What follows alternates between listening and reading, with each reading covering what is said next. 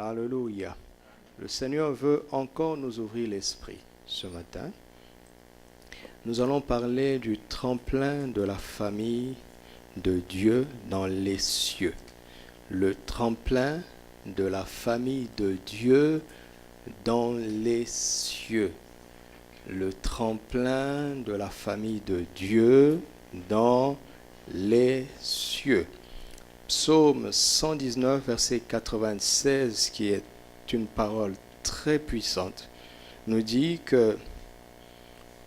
ceci: je vois des bornes à tout ce qui est parfait, tes commandements n'ont point de limite. Alléluia. Là où les parfaits, les grands de ce monde sont limités, n'est-ce pas? La parole de Dieu n'est pas limitée. Mais il faut que nous le voyions et que nous le sachions et que nous le croyions et que nous l'acceptions, que nous en soyons convaincus afin de le manifester et de le démontrer. Les choses les plus parfaites de ce monde ont forcément une limite quelque part. Alléluia. Il y a toujours une faille quelque part. Il est inconcevable d'avoir une chose sur la terre qui n'est pas une faiblesse quelque part. Inconcevable. Inconcevable.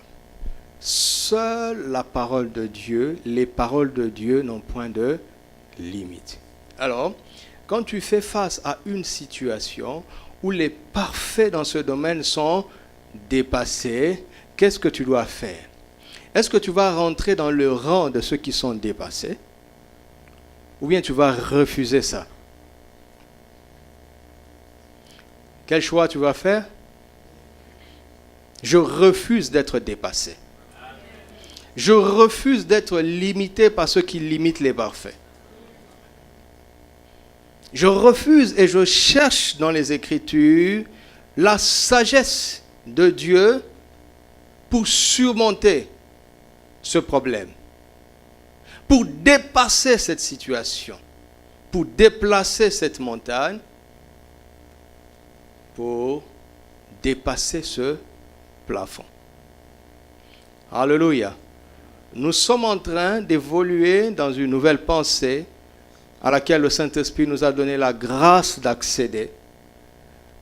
Celle qui consiste à avoir une mentalité telle qu'on est toujours sur un tremplin, jamais sous un plafond. Jamais. Quand je fais face à une situation que je n'arrive pas encore à résoudre ou bien à surmonter, je vais dire que je n'ai pas encore réussi. Je ne dirai jamais que j'ai échoué. C'est une question de temps.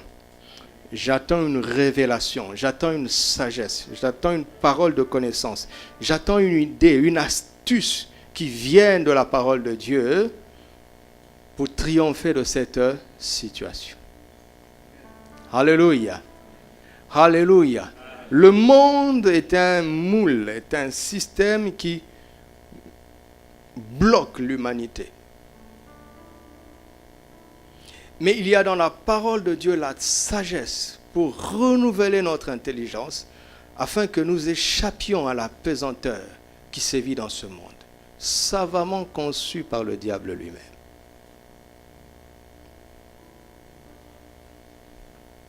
Dans la parole de Dieu, il y a des révélations, il y a une sagesse sans limite. Dieu a prévu que les dominations dans les lieux célestes connaissent à travers l'Église sa sagesse infiniment variée. Celui qui est investi de la sagesse infiniment variée de Dieu n'a pas peur des problèmes. Regardez ce jeune homme. Son père lui a offert ce vêtement multicolore qui a un sens culturel à l'époque, mais je ne veux pas aller sur ce terrain, mais qui a une connotation spirituelle parce que son père avait déposé sur lui la grâce d'avoir une sagesse variée. À partir de ce moment, peu importe le plafond sous lequel vous mettez Joseph, il le dépassait toujours. La jalousie de ses frères, la vente de ses frères, l'esclavage, la servitude en Égypte, dans la maison de Potiphar, ce gars ne faisait que gravir les échelons.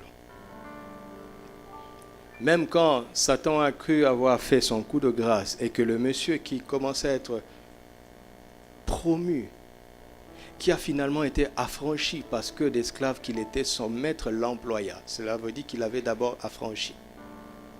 Le voilà qui se retrouve en prison. Même dans la prison, il devient un chef. Mais ce n'est pas fini. Jusqu'à ce qu'il occupe le plus haut rang en Égypte. Et en partant, il a légué cet héritage à Israël.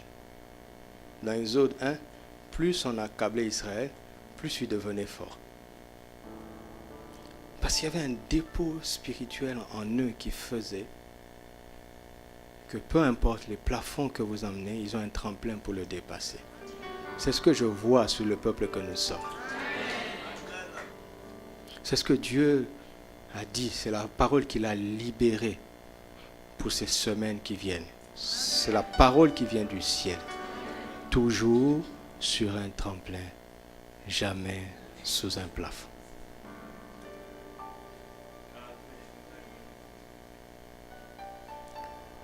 Et quand vous entendez la voix du Seigneur comme cela, le Réma fonctionne toujours en harmonie avec le Logos. Alors quand vous entendez ça, dans une atmosphère de foi et de crainte de Dieu, vous demandez le Logos équivalent, correspondant. Parce que s'il n'y a pas un Logos pour étayer, confirmer le soi-disant Réma, le Réma cesse d'être un Réma. Parce que l'Esprit ne peut pas parler sans que cela ne soit confirmé par les Écritures.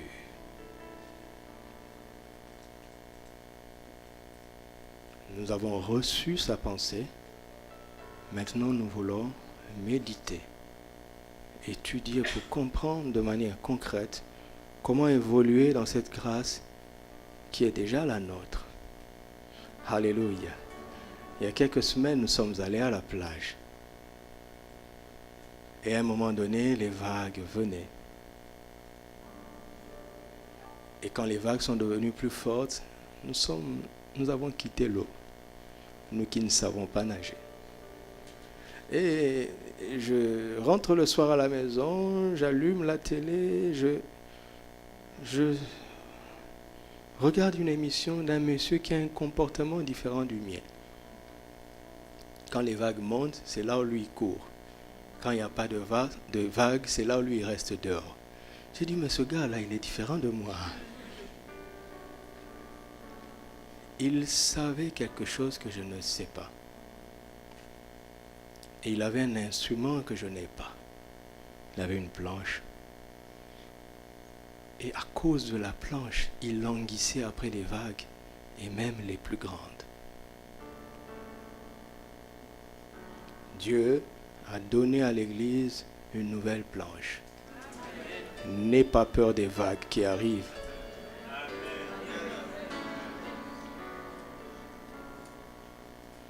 D'accord? N'aie pas peur. Toutes les vagues serviront à te lever plus haut. À nous élever plus haut. Alléluia. Alors, nous allons voir un tremplin spirituel concret dans les Écritures, Éphésiens chapitre 3, à partir du verset 14e. Éphésiens 3. Un conseil, quand j'ai fini une série, achetez toute la série. D'accord? Prenez le CD et suivez-le en continu. D'accord? C'est très important. Et s'il vous plaît, sur le CD, respectez l'ordre de message. D'accord? Parfois, on achète le CD, c'est le troisième message qui est au premier, et ainsi de suite. Ça n'aide pas ceux qui ne peuvent pas assister. Donc, veillez à ce que l'ordre soit là. OK? Merci. Éphésiens chapitre 3, à partir du verset 14e. À cause de cela, je fléchis les genoux devant qui? Devant le Père. Comment il est? Verset 15, c'est le verset sur lequel nous allons méditer pour ce culte. Devant le Père duquel tire son nom toute famille dans les cieux et sur la terre, afin qu'il vous donne, selon la richesse de sa gloire, d'être puissamment fortifié par son esprit dans l'homme intérieur, en sorte que Christ habite dans vos cœurs par la foi, afin qu'étant enraciné et fondé dans l'amour, vous puissiez comprendre avec tous les saints quelle est la largeur, la longueur, la profondeur et la hauteur, et connaître l'amour de Christ qui surpasse toute connaissance, en sorte que vous soyez remplis jusqu'à toute la plénitude de Dieu. Waouh! Or, à celui qui peut faire, par la puissance qui agit en nous, infiniment au-delà de tout ce que nous demandons ou pensons, à lui soit la gloire dans l'Église et en Jésus-Christ, dans toutes les générations, au siècle des siècles. Et le peuple de Dieu dit, Amen. Qu'il en soit ainsi. Voici notre héritage. Il se trouve dans le verset 20. Le logos qui correspond au rhéma que l'Esprit a libéré sur l'Église se trouve dans le verset 20. Dieu peut faire, par la puissance qui agit en nous, infiniment au-delà de tout ce que nous demandons ou pensons. La puissance qui agit en nous est une puissance composée. Elle est composée de plusieurs éléments. Et le premier élément, c'est ce que nous allons voir. C'est le fait d'appartenir à la famille de Dieu dans les cieux. Le simple fait d'appartenir à la famille de Dieu dans les cieux est un tremplin. Parce que si tu prends conscience de ta position céleste, il n'y a rien qui soit plus élevé que toi. Tu arrêteras de regarder les choses de cette façon, tu les regarderas de cette façon. Parce que nous sommes assis en Christ dans les lieux célestes, au-dessus de toute domination, de toute principauté, de toute autorité. Tu es assis là-bas, si tu es en Christ. Alléluia. Tu es vraiment assis là-bas.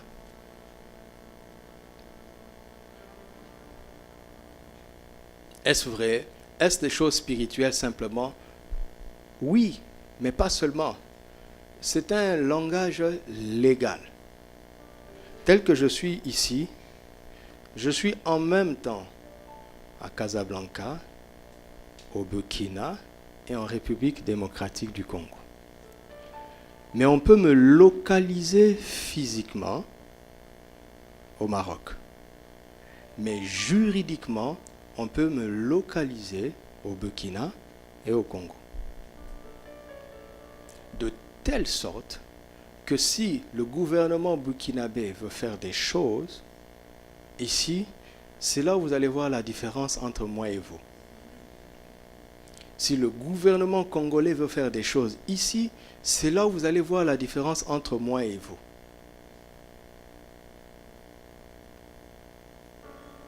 Et je suis venu te dire que si tu es en Christ, tu appartiens à la plus haute des juridictions, à la juridiction céleste.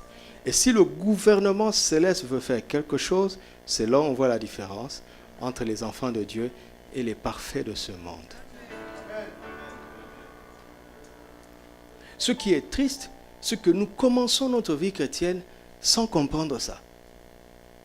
C'est pourtant le b.a.-ba. Je rêve des jours où on enseignera ça à l'école du dimanche. C'est vraiment mon rêve et c'est ma prière. Je rêve des jours où on enseignera ces choses au cours des baptêmes.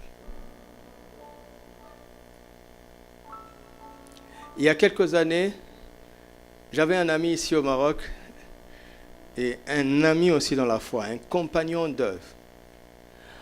Alors, quand je rêvais un peu et que je parlais de mon rêve dans les Écritures, de mes rêves dans la parole de Dieu, parfois il se moquait de moi.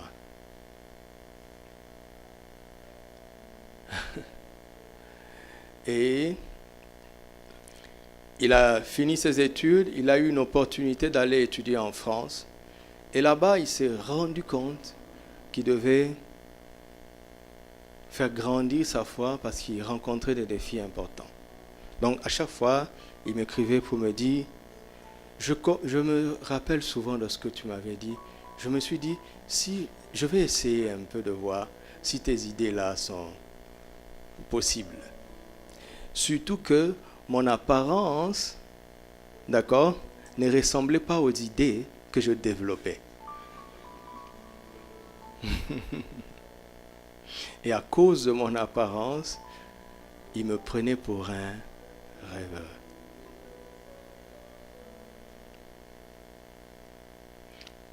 Il faut que tes idées et tes rêves soient plus grands que ton présent.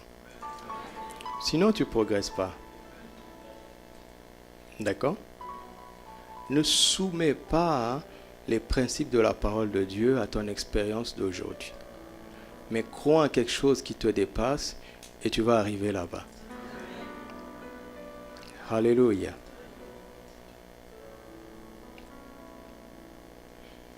Et il a commencé à essayer et il a vu que Dieu l'honorait.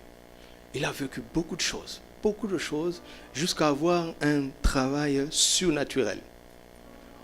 Il a été conduit de manière surnaturelle et il a été embauché et on lui a demandé s'il accepterait qu'on l'envoie dans son propre pays comme un expatrié.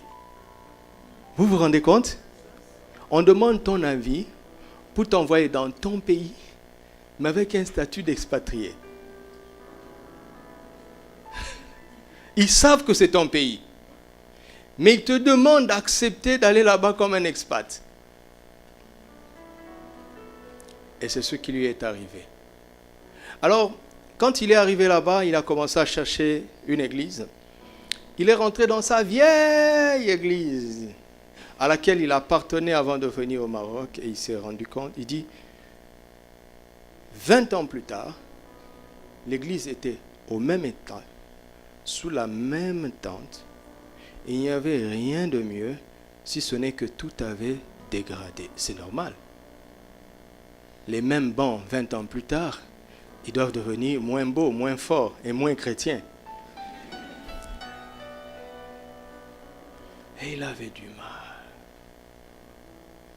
Il avait du mal dans cet environnement. Alors, dès qu'il est arrivé, c'est là où l'église a commencé à faire des projets. Le pasteur faisait littéralement des projets en comptant sur lui. Il voulait donner de l'argent, certes, mais il avait un malaise de voir qui devenait le roc sur lequel on était en train de bâtir cette église. Ça ne peut que s'écrouler. Et après 1001 difficultés, il a demandé mon avis, je lui ai dit, tu ne dois pas être quelque part en murmurant. Tu as deux choix. Soit tu résous le problème et tu restes, ou bien tu pardonnes et tu te retires. Il a choisi le deuxième cas. Alors il a commencé à me dire, est-ce que je pouvais le conseiller sur une église? Je ne connais pas très bien les églises là-bas, mais j'ai entendu qu'un des pères de la foi dans notre génération, son mouvement d'église s'était installé là-bas. Je ne le savais pas, c'est lui qui m'a écrit, est-ce que tu connais tel monsieur? On dit beaucoup de mal de lui, il paraît que ses livres sont dangereux. Je dis, moi-même j'ai plein de ces livres dans ma bibliothèque, donc vas-y. Il dit, mais malgré... Je dis, vas-y. Et quand il est allé là-bas, Il m'a écrit un mail, il m'a dit, pasteur, ce qu'on enseigne à l'école du dimanche de cette église, on doit l'enseigner à l'école biblique de certains pasteurs. C'est-à-dire que les enfants commençaient avec cette mentalité-là.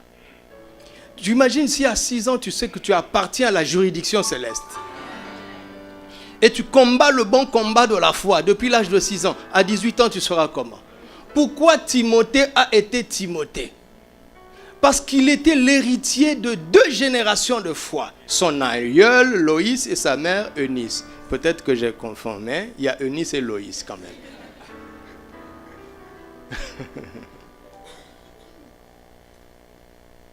Alléluia. Si tu n'as pas cet héritage, décide de léguer celui-là. Arrête de te lamenter, d'accord? Si on ne t'a rien donné, décide de donner. Décide d'être celui qui va commencer à croire ça. Parce que c'est comme ça que ça fonctionne dans le royaume. Jésus nous a regardé, il a dit, si vous croyez en moi, vous ferez ce que je fais et vous en ferez de plus grandes. C'est-à-dire, je me pose en votre minimum. Il est anormal que vous soyez en dessous de moi. Je suis votre minimum.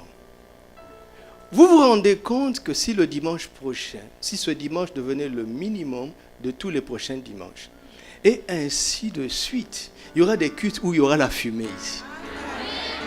Qu'est-ce que tu vas faire avec la fumée?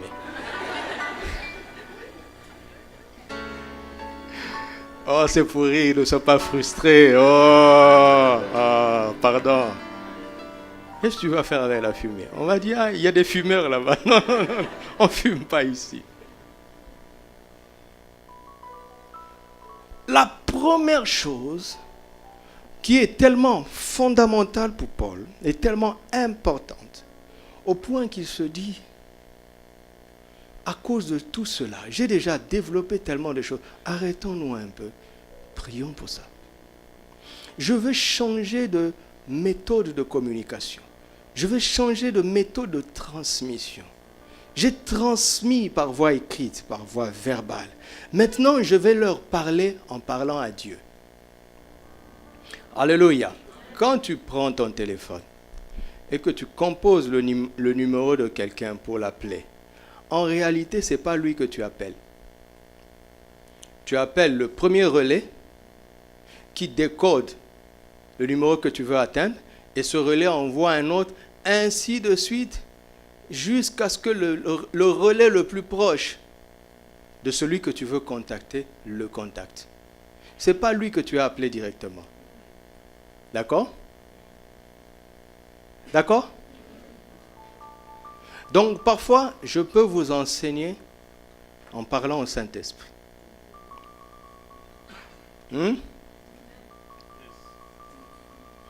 Et quand quelqu'un prêche sans prier, c'est quelqu'un qui n'a pas compris le royaume. Pour que vous receviez ce qu'on dit de la parole de Dieu, il faut une connexion de l'esprit. Le micro que j'utilise fait que ma voix sort ici. D'accord? Cette baffle est plus près de moi. Mais cette baffle ne reçoit pas ma voix sans passer par le récepteur. Si le frère est fâché contre moi, il va muter là-bas. Alors que je suis à côté.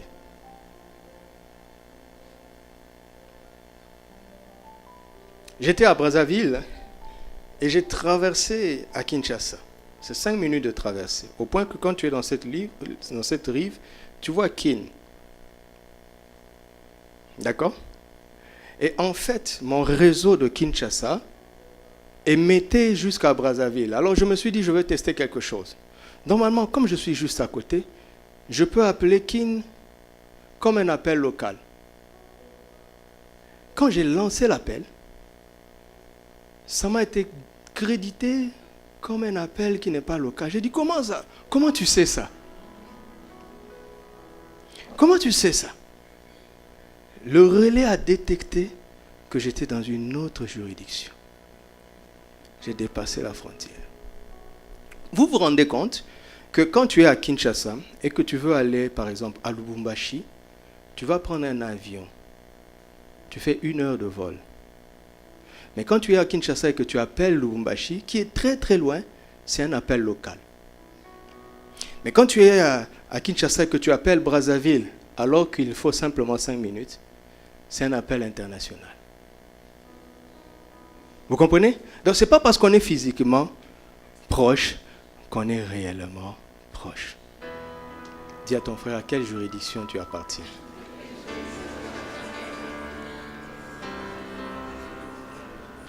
C'est pour cela que Jésus dit, mais quand je vous parle de... Si vous ne comprenez pas, quand je vous parle des choses terrestres, comment comprendrez-vous quand je vous parlerai des choses célestes? Je vous assure que si Jésus était venu de notre temps, dans la Bible, on trouverait des mots comme l'ADN, les ondes, l'ADSL, le Wi-Fi, le Bluetooth. Il y aurait de paraboles en Bluetooth. Oui, c'est juste le langage de l'époque, tout simplement. Et c'est ce que j'essaie de faire, afin que la parole de Dieu devienne actuelle, parce qu'elle n'est pas dépassée. Elle est écrite dans un langage ancien, mais son message est permanent. Il faut juste actualiser le langage. Alors, Paul commence par fléchir les genoux devant Dieu le Père. Le Père de qui tire son nom. Toute famille dans les cieux et sur la terre. Écoutez ça en français courant. En français courant, il dit, c'est pourquoi je me mets à genoux devant Dieu. Bon, c'est... d'accord. Je me mets à genoux devant Dieu, le Père, dont dépend toute famille dans les cieux et sur la terre. La vérité, c'est que toutes les familles dépendent de Dieu, mais elles ne le savent pas. Toutes les familles dans les cieux et sur la terre dépendent de Dieu. C'est pour cela que Dieu peut parler à un païen pour qu'il travaille en ta faveur. Alléluia. Tout. En fait, il est en train de dire que toute l'humanité dépend de Dieu. Mais ce sont c'est la famille céleste qui dépend consciemment, volontairement, délibérément de Dieu. Et directement de Dieu. Les familles terrestres dépendent indirectement de Dieu. Ils se réjouissent de leur victoire sans reconnaître celui qui leur a donné les outils pour parvenir à cette victoire. Alléluia. Tout a été créé par lui. Si un non-croyant réussit en utilisant ne fût-ce que la plus petite chose qu'il trouve sur la terre, il devrait dire merci au Créateur. Mais ils ne le savent pas. Et ils se vantent d'être forts, alors qu'ils ne sont pas partis du néant. Est-ce que vous me suivez? Personne ne part du néant. Dieu est le seul à partir du néant. Il appelle à l'existence les choses qui ne sont pas comme si elles étaient. Parce qu'il est celui seul qui donne la vie aux morts. Mais tous les autres doivent partir de quelque chose. Maintenant, oublions un peu, mettons un peu de côté les familles de la terre. Dieu est le Père d'une famille dans les cieux. Et il travaille de manière consciente avec cette famille, parce que la famille de Dieu dans les cieux est aussi maintenant sur la terre. Alléluia. Si tu ne médites pas bien, tu vas penser que Paul parle des croyants qui sont morts, qui sont maintenant en Christ. C'est la famille de Dieu dans les cieux. Et il parle des autres, des non-croyants qui sont vivants sur la terre. Et nous, les croyants qui sont vivants sur la terre, on est dans quelle catégorie? Tu es dans quelle catégorie? Nous appartenons à la famille des cieux. Durant notre pèlerinage sur terre. Alléluia. C'est pour cela que Jésus dit, ne vous réjouissez pas de ce que les démons vous soient soumis. Réjouissez-vous de ce que vos noms sont écrits dans les cieux. Comment? Mais nous sommes ici. Il dit oui, c'est pas grave. Mais il y a un acte de naissance signé de ton nom au ciel. Et c'est ton appartenance au ciel qui te donne autorité sur les puissances qui sévissent sur la terre. Alléluia. Si tu veux commencer à triompher de ce dont les puissants de ce monde ne peuvent pas triompher, tu dois vérifier si tu es positionné dans la famille des cieux. Regarde si tu as le passeport céleste. Regarde si tu es né là-bas, si tu as ton acte de naissance qui stipule que tu es né là-bas. Si tu as ça, si tu as ce passeport, si tu as cet acte de naissance, il te reste maintenant à agir avec assurance. Parce que si tu ne connais pas tes droits, les gens qui sont censés te respecter vont te dominer. Pas parce qu'ils sont plus forts, mais parce que tu es ignorant. Parce que le peuple de Dieu périt parce qu'il lui manque la connaissance.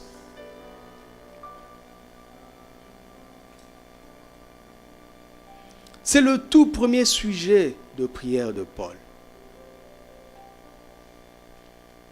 La nouvelle naissance, c'est de cela dont il est question. La nouvelle naissance est la première condition pour entrer dans l'extraordinaire. Alléluia. Amen. C'est le tout premier tremplin.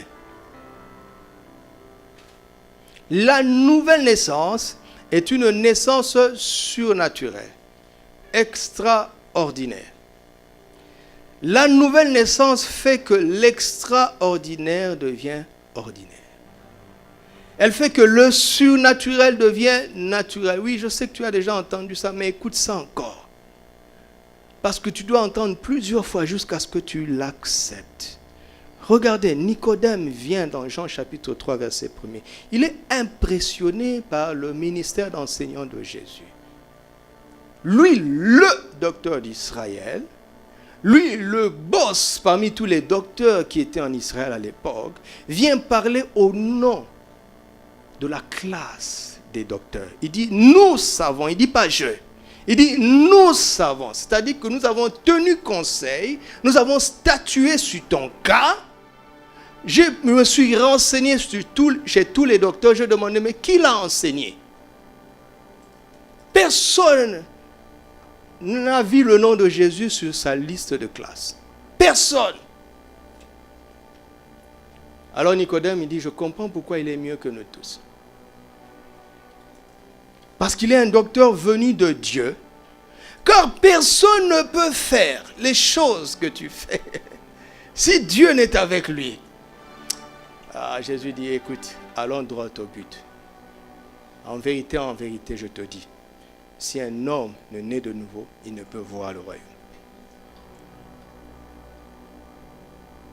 Comment est-ce qu'un homme qui est déjà aveugle peut-il entrer dans le ventre de sa mère et naître? Jésus le regarde, il dit, mais tu es le docteur d'Israël et tu ne sais pas ces choses. Comment as-tu fait pour avoir un diplôme de doctorat sans bac, sans certificat de fin d'école primaire, sans brevet de fin d'école maternelle? Mais ça, c'est l'école maternelle, Nicodème.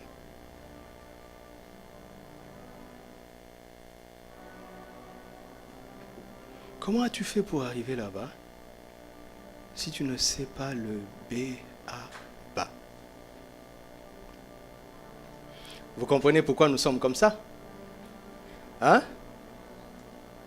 Vous comprenez pourquoi nous sommes comme ça?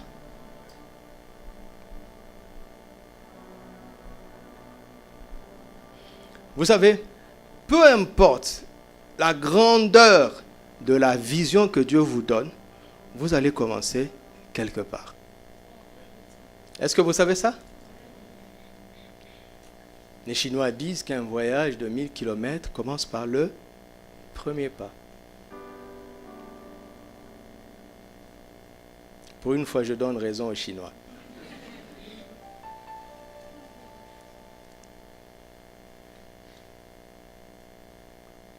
Maman me parlait d'une séquence qu'il avait écoutée de l'enseignement d'un pasteur qui a une fortune, au moment où je vous parle, il a une fortune personnelle de 250 millions de dollars.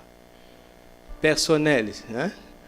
À part l'organisation qu'il dirige, qui génère des millions. Non, hormis tout cela, sa fortune personnelle est de 250 millions de dollars. Et il voyage à bord de son propre jet privé. Et il a un satellite dans le ciel. Un Africain.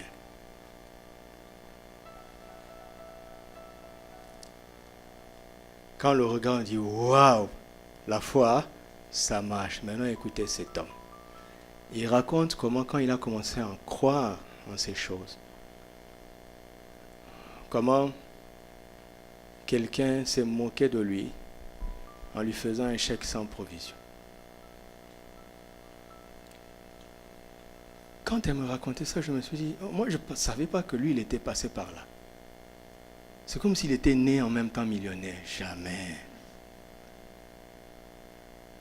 Il a connu le village, comme certains d'entre nous. Il y a eu un processus, parce que Dieu n'est pas un magicien.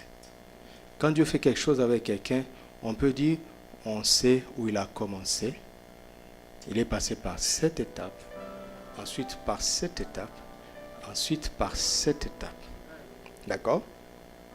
Les marabouts, ils font pas ça. Ils te disent, sacrifie un fils, et puis tout à coup, soudain, subitement. D'accord? Et tu perds aussi ce que tu vas avoir tout à coup, soudain, subitement. Écoutez-moi. Dieu a sacrifié son fils pour nous. Le sang est un principe spirituel.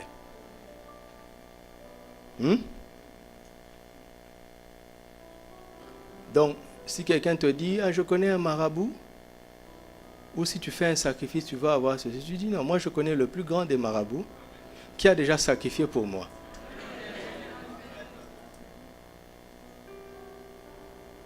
C'est un principe. On critique rapidement, on dit les occultistes, on critique, alors qu'ils utilisent des principes spirituels. Le principe de la semence. Quand tu prends la graine et que tu mets dans la terre ne demande pas si tu es chrétien. Elle te dit, est-ce que tu es chrétien? La terre demande ça à l'agriculture. Il dit, non, je ne crois pas en Jésus. La terre dit, alors je ne veux pas pousser. Ça se passe comme ça? Non, regardez le Maroc. Regardez tout ce qui pousse ici, sans Jésus. Parce qu'il respecte les principes. Par contre, un chrétien qui respecte le principe recevra la bénédiction naturelle, mais il a en plus ce que les chrétiens n'ont pas, la faveur. Ça s'appelle la faveur. Vous allez comprendre ça le mercredi. Ça s'appelle la faveur. C'est comme ça que Isaac a semé. Il y a eu sécheresse, certes, mais il a semé et il a récolté au centuple et il est devenu de plus en plus riche jusqu'à devenir fort riche. Et il allait tellement en s'enrichissant que ça lui a créé des problèmes. Ça, ce sont des bons problèmes. Il faut quitter les faux problèmes pour les vrais problèmes. Mais problème toujours, toujours. Parce qu'on est encore dans le monde. Mais on n'est pas de ce monde. D'accord? Mais les principes sont là, les lois du ciel. Il dit, connais-tu les lois du ciel? Recherche premièrement le royaume et la justice des cieux. Il y a un royaume dans les cieux et il y a une justice. Il y a une justice. Il y a une justice. Et qui sévit quand on enfreint la loi. Comme moi, dernièrement, j'ai payé des contraventions parce qu'il y avait un radar fixe quelque part. Je fais de mon mieux pour respecter. Moi, j'aime respecter le code de la route à cause du Seigneur. Je ne suis pas du genre, quand je franchis un feu, et le policier m'arrête, il te dit, tu n'as pas vu le feu? Tu dis, non, je l'avais vu, mais c'est toi que je n'avais pas vu.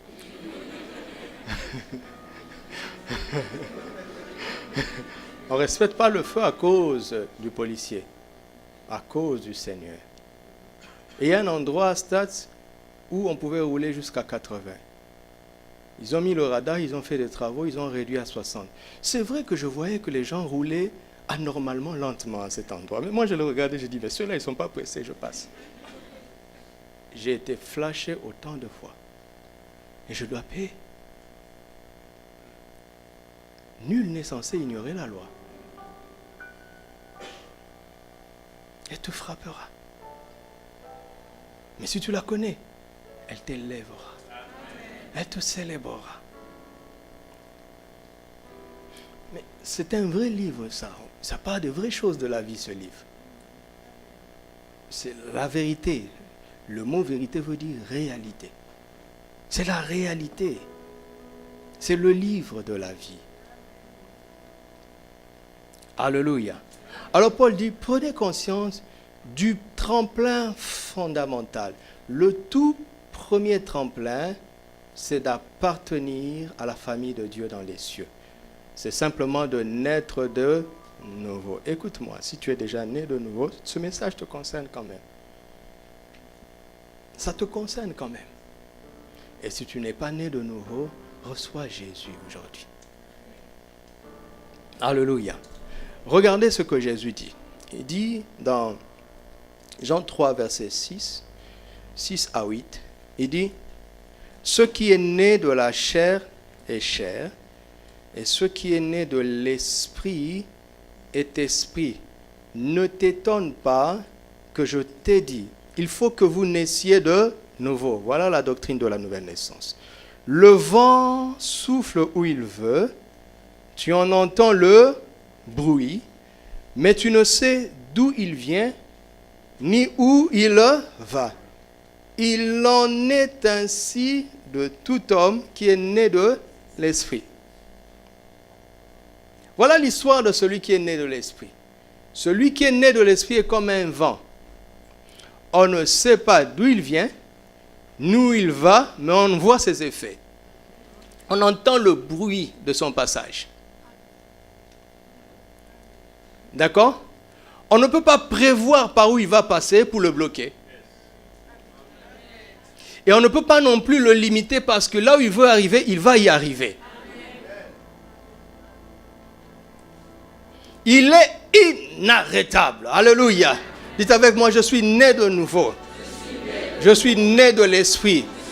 Je suis donc inarrêtable. Et le monde verra mes effets.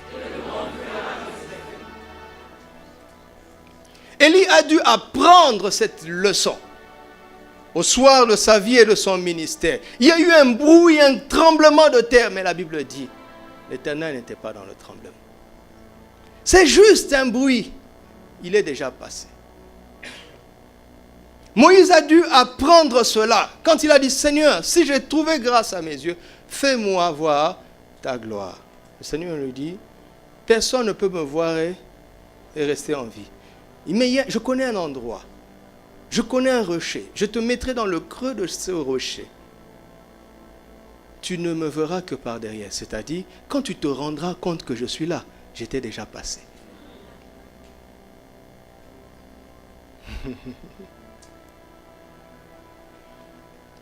Il en est ainsi de tout ce qui est né de nouveau. Quand l'ennemi se réveille pour dire, ah, il faut qu'on bloque, c'est trop tard, tu avais déjà fini le boulot. Tu avais déjà fini soigneusement ton travail, tu es passé. Vous avez déjà entendu le tonnerre? Hein? Écoute, quand tu entends le bruit du tonnerre, c'est là où tu as peur. C'est trop tard. Ça fait 8 minutes que le tonnerre avait frappé. Ça prend 8 minutes pour que le bruit te parvienne. 8 minutes. Donc quand tu as perçu le son, le bruit, tu as 8 minutes de retard. Et l'enlèvement sera comme ça, en un clin d'œil. Paf, on n'est plus là. Pas le temps de réagir, de se rattraper. Seigneur, je veux te recevoir. Paf, on est déjà parti.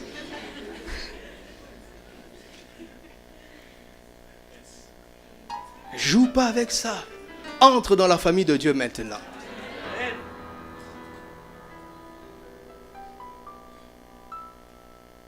Et les astrologues disent, non, les astrologues ou les astronomes, l'astrologie c'est pas bien, c'est ça qui n'est pas bien, non? Moi je confonds des choses comme ça. L'astrologie c'est pas bien, l'horoscope, quelle folie. On dit tu es un poisson, ah! Un scorpion, et tu acceptes. Donc tu étais un scorpion, un poisson. Bon, si tu es un scorpion, on va marcher dessus. Si tu es un poisson, on va te briser. Donc tu étais un poisson. Quel genre de poisson? Et puis tu acceptes ça. Et puis tu achètes le journal pour regarder ce qui va t'arriver demain. Et il y a des gens qui croient ça encore aujourd'hui.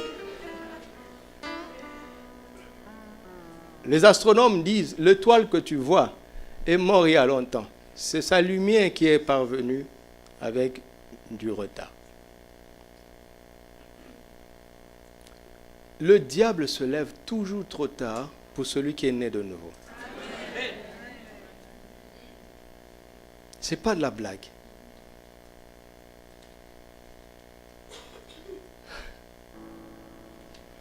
Quand le diable a rêvé Hérode pour tuer tous les enfants, Jésus était déjà né, il avait déjà reçu l'adoration et il avait déjà quitté l'endroit. Il a eu le temps de recevoir l'adoration et de choisir de partir. Parce qu'il aurait pu rester et en tant que bébé, quand il fait « les soldats meurent ». Il aurait pu faire ça. Vous ne croyez pas? Mais il a choisi de s'enfuir. Mais il avait déjà reçu l'adoration.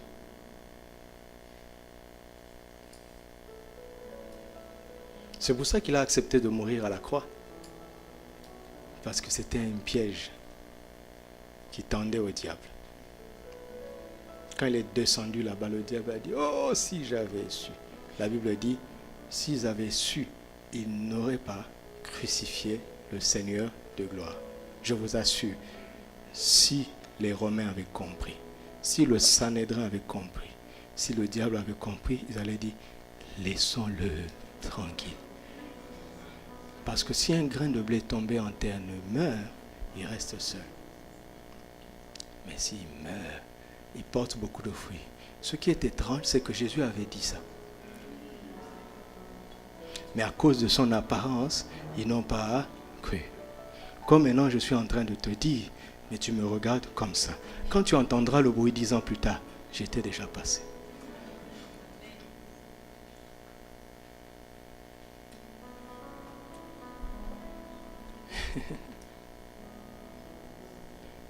Alléluia. Il en est ainsi de tout ce qui est né de nouveau. Alléluia. Il en est ainsi, il en est ainsi, il en est ainsi, il en est ainsi. Il en est ainsi. Il en est ainsi. Je vais nous partager une dernière idée dans ce sujet. Parce que je progresse par vagues d'idées. Quand vous avez saisi une idée, même si je n'ai pas tout dit, tout ce que j'avais à dire était pour annoncer l'idée là. Si vous avez saisi l'idée, le principe, vous êtes préparé pour la vie. Alléluia. Vous êtes préparé pour prendre ce tremplin. Regardez.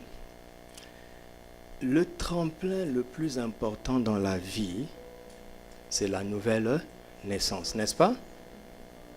Cela implique que le plafond le plus lourd dans la vie, c'est la naissance naturelle. Tu ne peux pas t'élever au-delà des contraintes de ta naissance. Impossible. La naissance naturelle est comme une pesanteur. Monte très haut comme tu veux. Tu finiras par tomber et connaître la mort.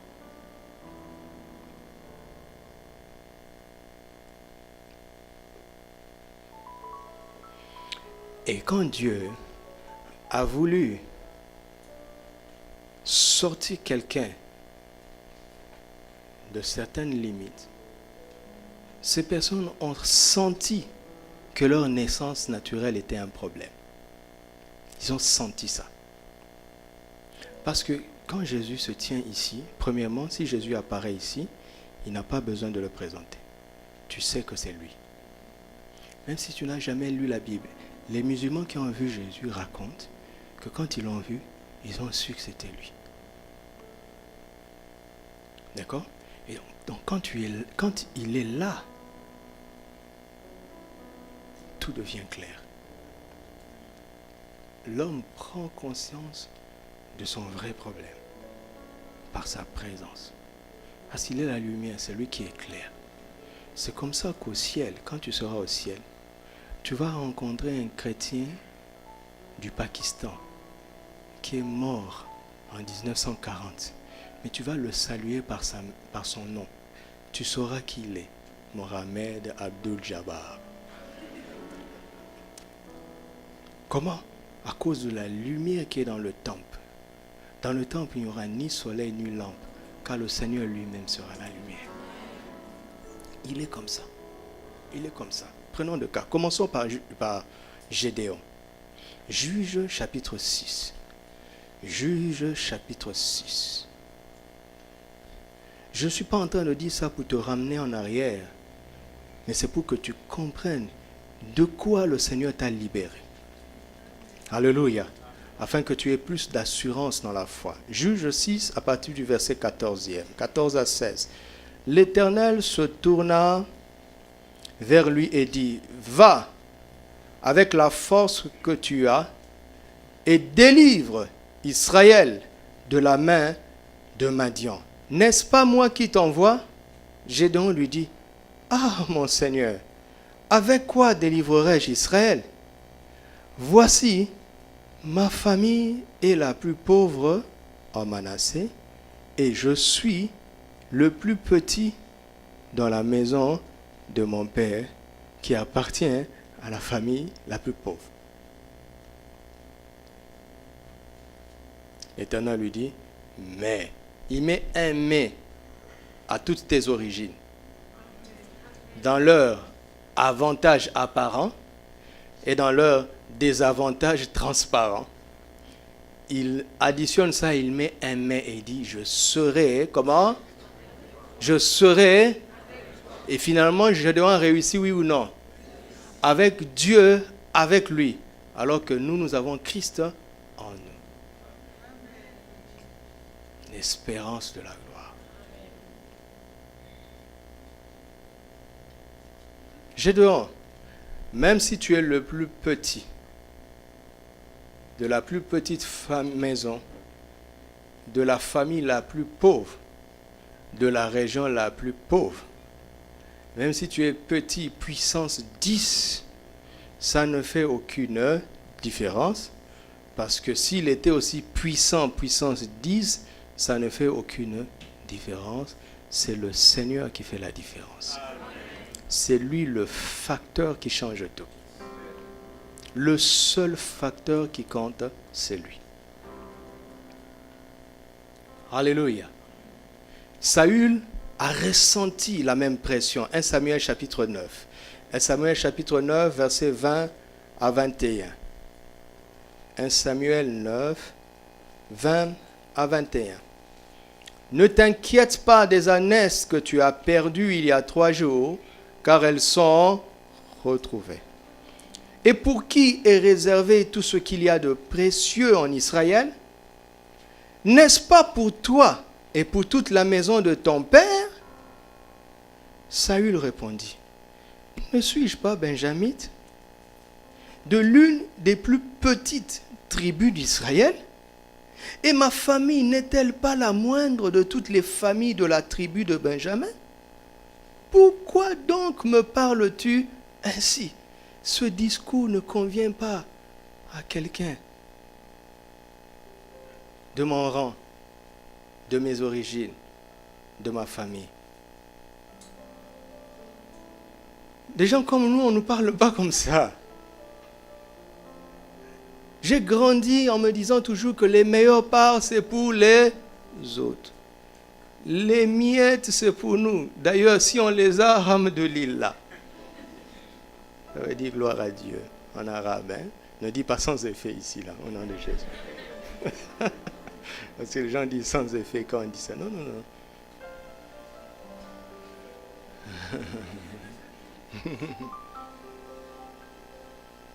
J'ai grandi. On m'a répété tous les jours que les meilleures choses, c'est pour eux. N'oublie pas tes origines. Ne te cherche pas de problème ici, là. Contente-toi du peu. Il ne faut pas rêver trop grand. Ce n'est pas toi qui vas changer le monde. Ça a toujours été comme ça. Ton arrière-grand-père roulait dans cette pirogue. D'accord? On m'a dit que c'est l'homme de Dieu. On l'appelle même le voyant. Vous comprenez? Parce que c'est comme ça qu'on appelait Samuel, le voyant. C'est-à-dire qu'il voit au-delà de ce qui paraît. Il a les visions divines. Il a la parole de Dieu. Comment est-ce qu'un tel homme de Dieu peut faire une telle erreur à mon sujet? Samuel dit, ce n'est pas une erreur. Et Dieu me dit de te dire, il ne se trompe pas. Il parle vraiment, vraiment de toi.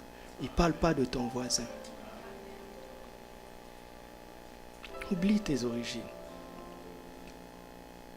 Bon, si tu es du bon côté un petit peu de l'histoire sociale et que tu es fier de tes origines, cette perfection a des limites. La parole de Dieu va te propulser infiniment au-delà de tout ça. Quelqu'un reçoit ça? Si seulement on pouvait croire. Si seulement on pouvait croire. Un autre fameux a eu ce problème, Jaébet. Vous connaissez Jaébet? Jaébet, le message de Jaébet nous a sortis d'un bâtiment de 70 mètres carrés et nous a emmenés ici. Le message de Jaébet m'a sorti de la chambre que mon père m'avait donnée dans sa maison et m'a emmené ici. Cette chambre est devenue un musée. Elle dit, quand les gens, il y a un frère qui était à la Kinshasa Mission, papa lui a dit, viens, je veux te montrer là où tout a commencé. C'est beau, hein? C'est comme à Robben Island, dans la prison où Mandela était prisonnier, c'est devenu un musée. Les gens vont visiter là-bas, mais le gars n'est plus là-bas. C'est une cellule comme toutes les autres. La cellule en elle-même n'a rien de spécial. Si on t'arrête et t'emprisonne là-bas, tu ne deviendras pas grand.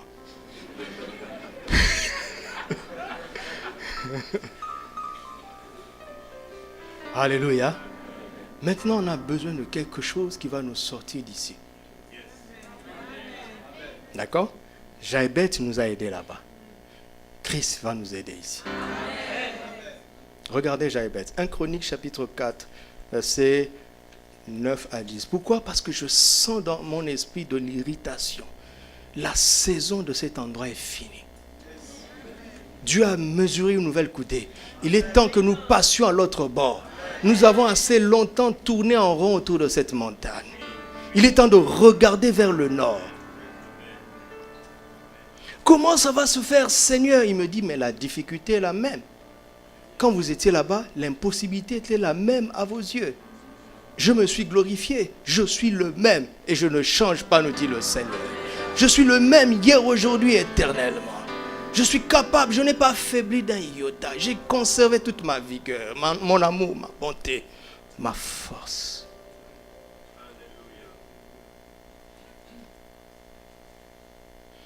1 Chronique chapitre 4, verset 9. Jaébet était plus considéré que ses frères. Arrêtons-nous d'abord là-bas. Vous savez, il faut bien lire la Bible. Souvent, il commence par la conclusion, comme le psaume 23. L'Éternel est mon berger, je ne manquerai de rien. Éteins-moi ce téléphone. L'Éternel est mon berger, je ne manquerai de rien. C'est la conclusion.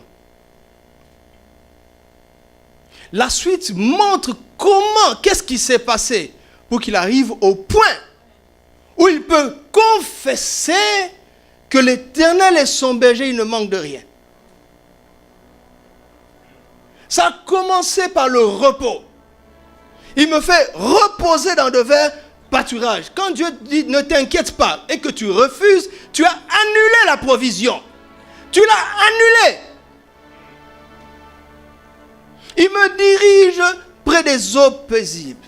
Il me conduit dans les sentiers de la justice. Quand il commence à te dire repose-toi, prends cette direction, fais ceci, arrête de faire ça, arrête de dire à Dieu, moi je te demande du pain, toi tu me racontes des histoires. Ce ne sont pas des histoires, ce sont des formules pour arriver au pain dont tu as besoin.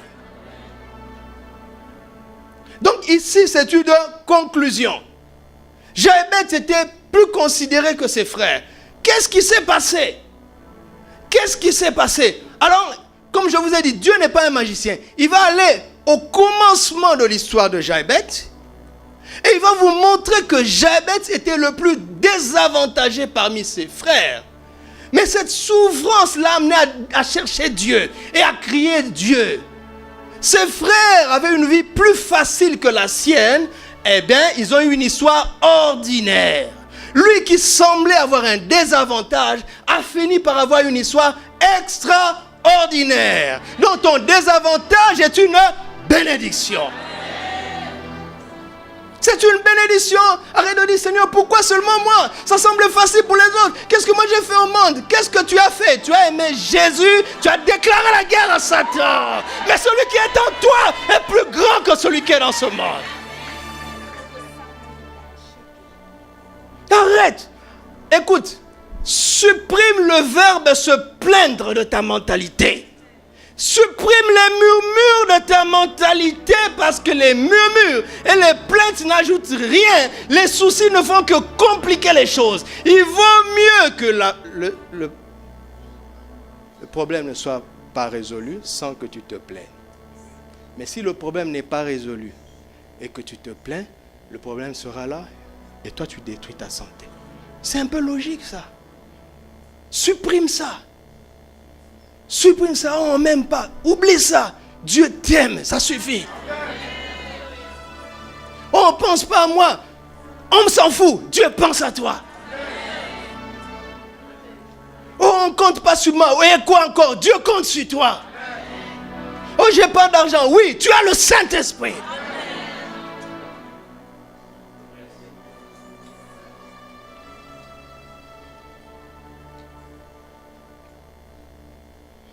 Vous connaissez Jamel Debbouze?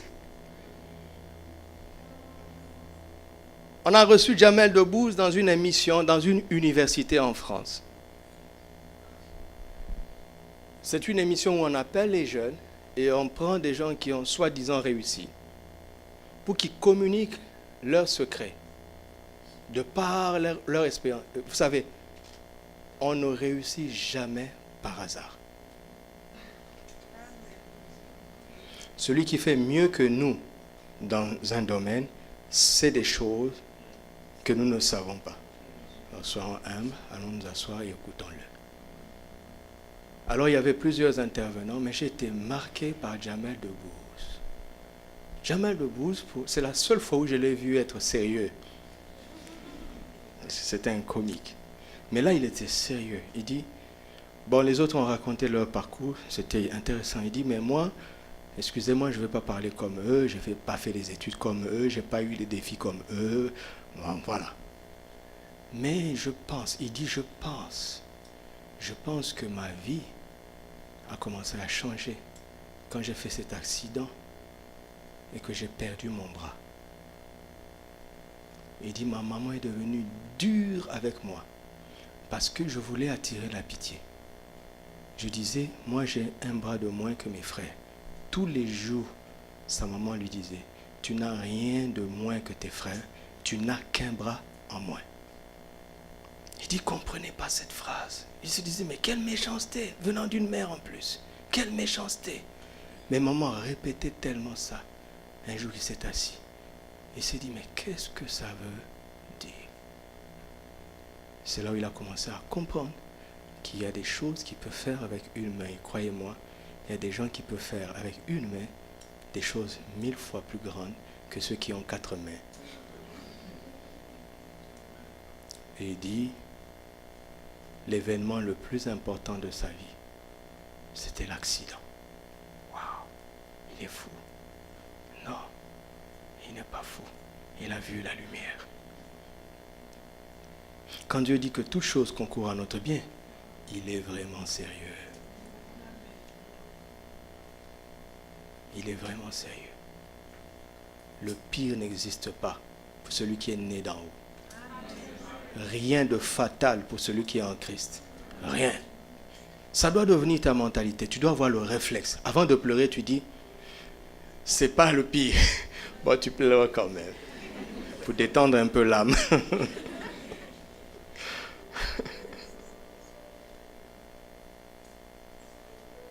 Jaébet était plus considéré que ses frères. Sa mère lui donna le nom de Jaébet en disant, c'est parce que je l'ai enfanté avec eux. C'était ça son nom. Souffrance, douleur. Jaébet invoqua le Dieu d'Israël en disant, si tu me bénis et que tu étends mes limites, si ta main est avec moi et si tu me préserves du malheur, en sorte que je ne sois pas dans la souffrance, point de suspension, le Saint-Esprit a interrompu la prière. Il a dit, Père, exauce très vite avant qu'il ne conclue. Parce qu'il était en train de poser des conditions. N'est-ce pas? Il a dit si, hein? Si. Si. Alors, donc, je. N'est-ce pas? Le Saint-Esprit a dit non, non. La loi ne peut pas aider quelqu'un qui a commencé avec un désavantage. Il faut la grâce. Ce n'est pas un échange. Du donnant-donnant. C'est une décision unilatérale de Dieu de te faire du bien. Parce que quand tu es né dans la douleur, pourquoi les gens ne se sont pas plaints pour dire, oh Dieu, où est ta justice? Nous sommes nés sans douleur, lui il est né dans la douleur. Non, ils ne disent pas ça. Maintenant quand tu réussis, les gens viennent dire à Dieu, pourquoi seulement lui? Il dit, mais soyez équitable. Il fallait dire ça avant. Vous avez compris? Il fallait dire ça avant. Dieu fait grâce à qui il fait grâce. Il fait miséricorde à qui il fait miséricorde. Et la grâce est disponible pour tout le monde. S'il a fait pour lui, réjouis-toi avec lui et dis-toi qu'il est le même. Donc il va faire aussi quelque chose pour moi. La jalousie est vraiment de la futilité. C'est futile d'être jaloux.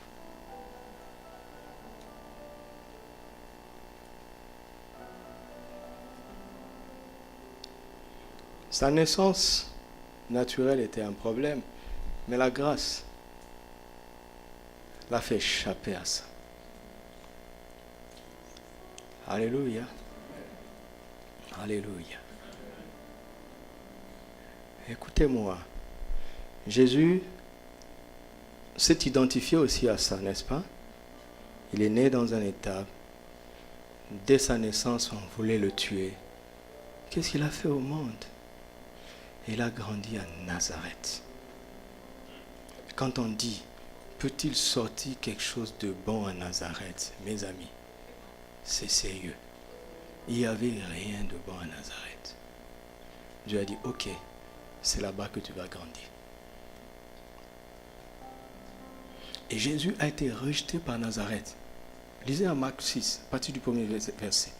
Quand il a commencé à opérer dans la gloire, le réflexe c'est quoi?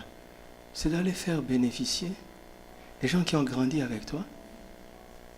Mais quand il a commencé à opérer là-bas, ils passaient leur temps à dire, mais n'est-ce pas le charpentier? N'est-ce pas le fils du charpentier? Écoutez ce qu'ils disent. D'où lui vient cette sagesse? Il refuse d'admettre qu'il est sage. D'où lui viennent ces miracles? Il refuse d'admettre qu'il est puissant. Pourquoi? Ils sont bloqués à son passé. Et vous savez, il est des environnements dans la vie qu'il faut quitter. Parce que quand tu étudies profondément la Bible, tu comprends pourquoi Nazareth était comme ça. Parce que les gens de Nazareth s'étaient habitués à la médiocrité. S'ils aspiraient à mieux, ils allaient célébrer Jésus comme la fierté de leur village. Mais ils l'ont rejeté. Parce que, en fait, ils célèbrent la médiocrité. Mais vous allez dire, ah non, le gouvernement ne s'occupe pas de cet endroit. Ah non, on construit des routes partout, sauf ici. On amène la lumière partout, sauf ici. Arrêtez-vous. Demandez-leur, est-ce que vous voulez vraiment la lumière? Est-ce que vous voulez vraiment les routes? C'est très difficile d'emmener la lumière là où les gens n'en veulent pas. Vous allez mettre les poteaux électriques. Le lendemain, ils auront cassé. Vous allez mettre la peinture à la maison. Le lendemain, tous les murs seront sales. Ils sont mal à l'aise avec le beau. Ils sont mal à l'aise avec la propreté. Ils sont mal à l'aise avec l'excellence. Et quand tu es dans cet environnement et que tu commences à pousser les gens, là-bas, ils commencent à dire, tu es prétentieux. Pour qui tu te prends? On était bien comme ça. Qu'est-ce que tu dois faire? Plie tes bagages et quitte là-bas. Parce que si tu restes là-bas, tu finiras comme eux.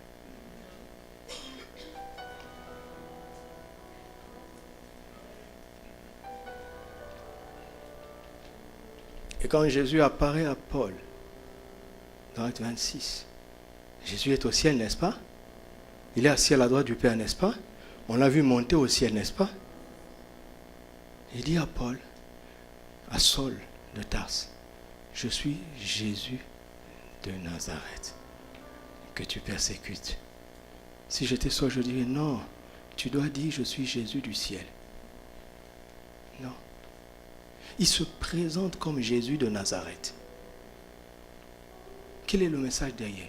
Il est en train de dire, ces origines-là ne doivent pas être une excuse. Regarde ce que je suis devenu, malgré l'endroit d'où je viens. Est-ce que je parle à quelqu'un?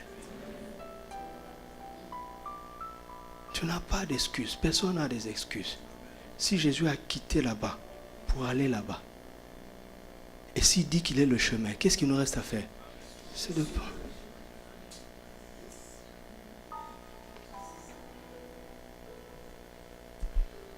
Alléluia.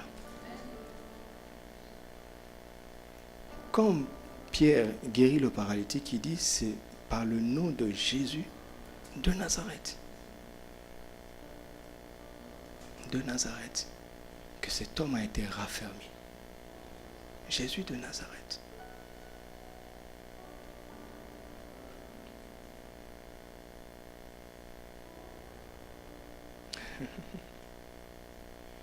La naissance biologique n'est pas un problème. Si tu entres dans la famille de Dieu, ça cesse d'être un problème si tu entres dans la famille de Dieu. Mais si tu refuses la famille de Dieu, tu as bloqué ta vie éternelle. Alléluia. Dernier verset. Regardez quelque chose d'intéressant dans le psaume 75, à partir du verset 6e. Dites avec moi, j'aime la parole de Dieu. Ravayaski Ravoshenta Ravaka.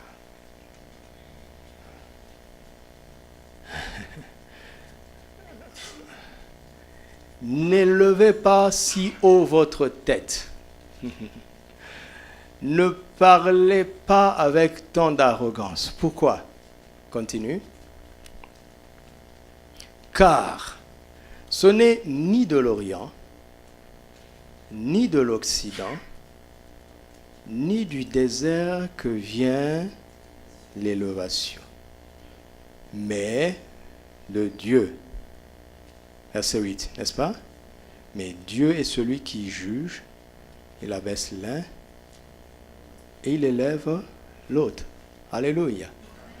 Il y a combien de points cardinaux dans ce texte? Il y en a combien? L'élévation vient d'où? L'élévation ne vient pas d'où? Ni de l'Orient, c'est l'Est, n'est-ce pas? Ni de l'Occident, c'est l'Ouest. Et puis ni du désert ou du Midi, selon les versions, donc c'est le Sud. D'accord? Il y a 4 points cardinaux. Ok? Vous allez progresser avec moi, vous allez voir que dans les dimanches prochains, on touchera au tremplin où Paul parle de la longueur, la largeur, la hauteur, la profondeur. Ce n'est pas de la philosophie. C'est des réalités spirituelles, mais nous ne sommes pas encore là-bas. Il ne faut pas aller vite en besogne. Si tu as échoué à l'école maternelle d'aujourd'hui, tu n'arriveras pas là-bas. Mais avant, en amont, il dit l'élévation. Qui ne veut pas être élevé ici, qu'il élève la main?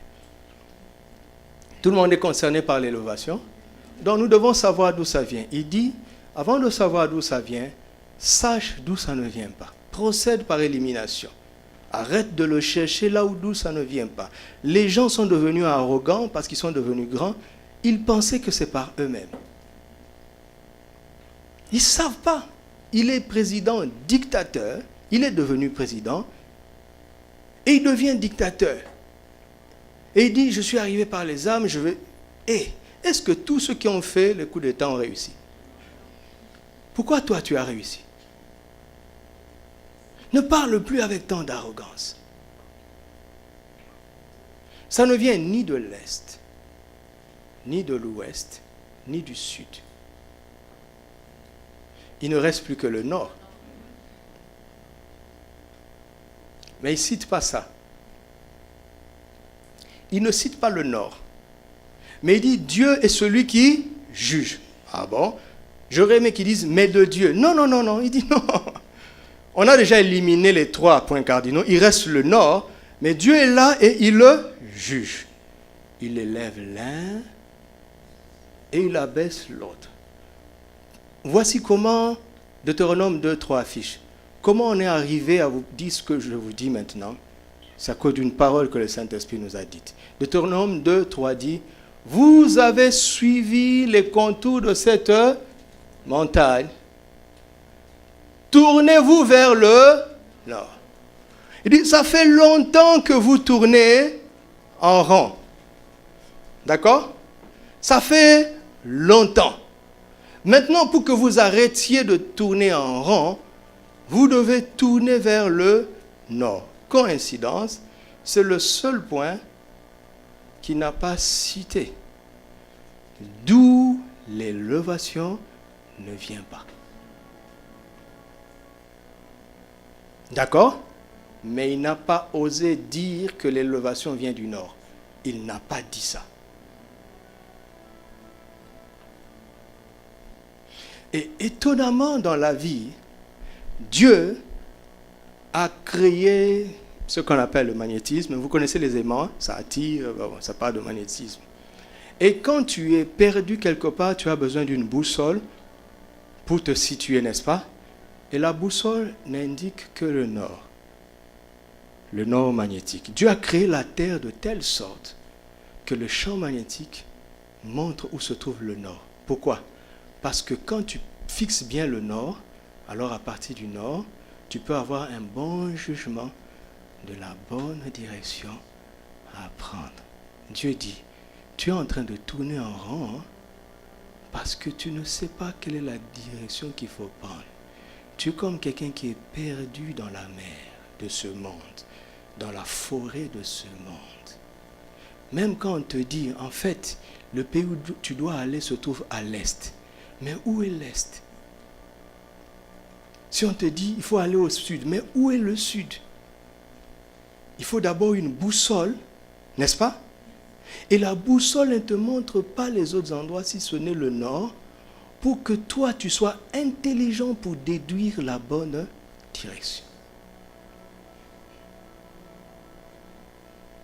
C'est pour cela que quand on est de nouveau, Romains 8:16, le Saint-Esprit, l'Esprit de vérité, vous vous rendez compte? L'Esprit de vérité, celui qui nous annoncera toutes choses, et qui nous enseignera toutes choses et qui nous conduira dans toute la vérité. C'est-à-dire, avec le Saint-Esprit, tu es armé pour ne prendre que de bonnes décisions. Donc, il faut être capable de l'écouter. Est-ce que vous me suivez? Il faut être capable de l'écouter. Et pour l'écouter, la toute première chose que le Saint-Esprit a envie de dire aux humains, c'est que l'Esprit rend témoignage à notre esprit que nous sommes enfants de Dieu. Quand tu nais de nouveau, le témoignage intérieur vient. À partir de ce moment, tu es équipé pour trouver des réponses dans ton cœur. Maintenant, il reste la maturité, là où au verset 14, Romains 8, 14, il dit, tous ceux qui sont conduits par l'Esprit sont appelés fils de Dieu. C'est étrange. Vous savez que Dieu ne dit pas tout. En pleine sécheresse, il a dit à Isaac, ne quitte pas ce pays. Seigneur, c'est la sécheresse. Ne quitte pas ce pays. Et il s'est tué. Pourquoi? Il a montré le nord. Maintenant, utilise ton intelligence. Isaac a dit, dans ce cas, je vais semer. Dieu ne lui a pas dit de semer. Regarde, Dieu a dit à Noé, vous pouvez m'écouter encore? Dieu a dit à Noé, je vais détruire la terre par les eaux. D'accord? Tous les animaux, 2 de chaque espèce, viendront à toi. Tu ne vas pas aller les chercher. Mais les animaux impurs viendront 7 par espèce, 7 couples. Et il s'est arrêté là. Quand le déluge termine, Noé déduit qu'il faut qu'il fasse des sacrifices des animaux impurs, des animaux purs. Pourquoi? Parce que l'espèce n'allait pas disparaître, même si on tue. Il y avait la provision. Dieu a indiqué le nord, afin qu'à partir de la boussole du nord, l'homme Noé sache prendre la bonne décision. Vous me suivez? Si vous ne comprenez pas ça, vous deviendrez la proie des charlatans soi-disant prophètes. Regardez. Marie dit à Jésus, ils n'ont plus de vin. D'accord? Jésus dit, je ne vais pas le faire. Est-ce que Jésus a dit ça? Qu'est-ce que Jésus a dit?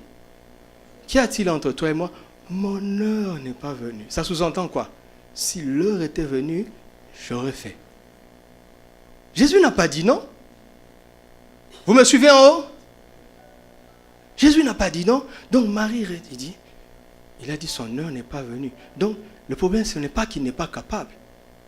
Le problème, c'est que le temps n'est pas arrivé. Mais je peux hâter ce temps-là. Donc elle dit au serviteur, faites ce qu'il vous dira.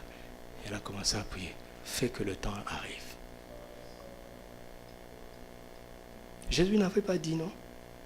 Il a indiqué le nord.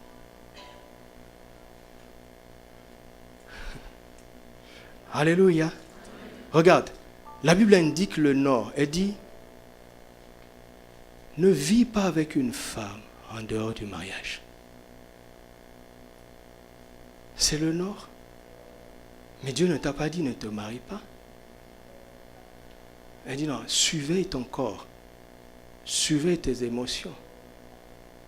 Avec le temps, il te sera difficile d'obéir à ce commandement. Et qu'est-ce qui te manque pour te marier? Tu t'assois, tu prends un stylo, une feuille. Moi, je fais ça. Qu'est-ce qui me manque, Seigneur? Ah, je suis en 2e année à la fac. Tu veux aller jusqu'en 5e année. Ah, tu as intérêt à ne pas échouer, reprendre de classe. Donc, tu commences à bosser. Mais après, le diplôme, ça ne suffit pas. Je dois travailler. Ah, j'ai intérêt à être compétent. J'ai intérêt à. Alors, tu ne pries plus pour le mariage. Tu pries pour réussir. Tu pries pour être compétent. Il indique le nord. Si tu veux arrêter de tourner en rond, trouve le nord. Il n'a pas dit allez au nord. Il a dit tournez-vous vers le nord. Mais impossible d'entendre cette voix si tu n'as pas de relation avec lui. Si l'esprit n'est pas en toi. Maintenant, impossible d'entendre de manière de plus en plus précise si tu ne mûris pas spirituelle. Si tu ne deviens pas un majeur dans la famille de Dieu. Alléluia.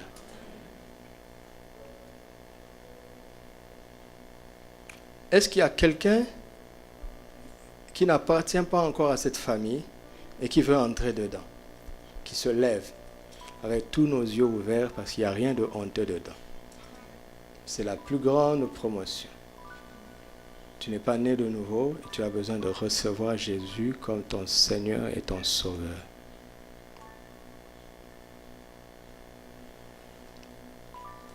Tu te lèves en haut, je regarde sur l'écran, voilà, il y a une personne qui s'est levée en haut, une personne qui s'est levée en bas. On fait bien d'acclamer.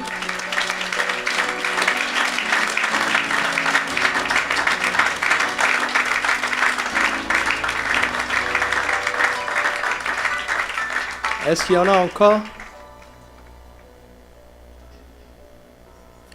Alléluia. Ça tombe bien, il y en a deux. Envoyé en haut, c'est mon cadeau. Et en 2002, donne à quelqu'un d'autre. En 2002, un grand évangéliste est venu au Congo. Vous pouvez vous asseoir. Et il a fait une conférence avec les pasteurs. Et pendant qu'il parlait, mon cœur battait très fort. Et à un moment donné, il s'est arrêté, il a dit, il y a un jeune homme ici. Son cœur bat très fort. Dieu me dit de lui dire qu'il va se retrouver dans un pays musulman. Mais ce sera pour servir le Seigneur. Et il dit, si tu es là, lève-toi. 2000 personnes se sont levées. Quand j'ai 2000, c'était une salle de 6000. Quand j'ai regardé ça, j'ai dit, ce n'est pas moi. Mais au fond, je savais que c'est moi.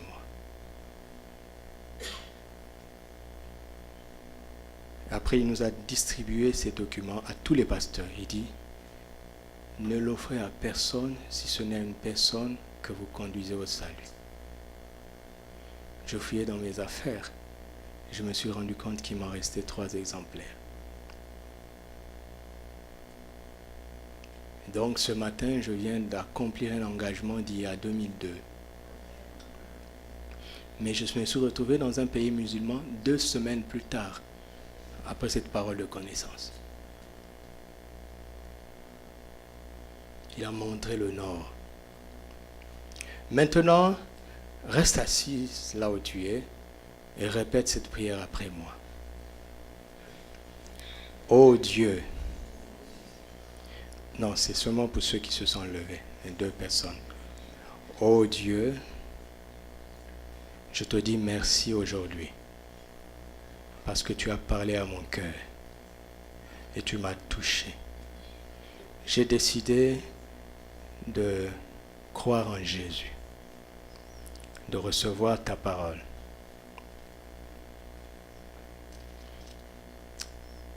Et maintenant, je te reçois comme mon Seigneur, car c'est toi qui m'as sauvé. Je suis libéré maintenant des limites de la vie naturelle. J'appartiens maintenant à ta famille dans les cieux. Je suis un enfant de Dieu, une nouvelle créature. Les choses anciennes sont passées.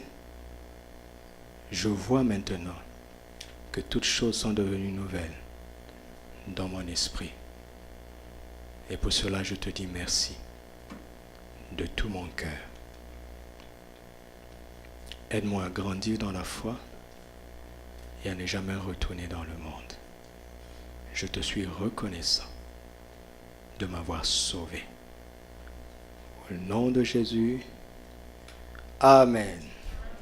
Alléluia.